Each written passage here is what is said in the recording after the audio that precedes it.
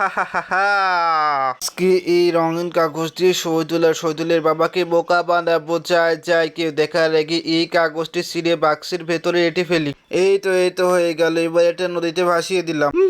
বাবা একটা চশমা কিনে দাও না। কি বলো সোনা, চশমার তো অনেক দাম, আমার কাছে তো কোনো টাকা নেই, আমি তোমাকে কিভাবে কিনে দেব? হাই রে কপাল, সবই কপাল। আরে সোনা, ওই দেখো কি একটা নদীতে ভেসে আসছে, তুমি এখানে বসো, আমি গিয়ে দেখে আসি।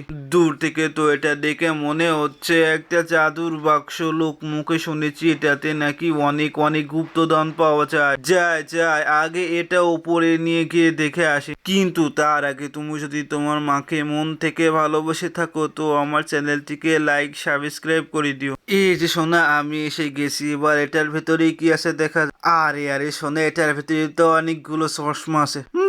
বাবা আমি আজ থেকে চশমাগুলো পরবো, কি মজা কি মজা।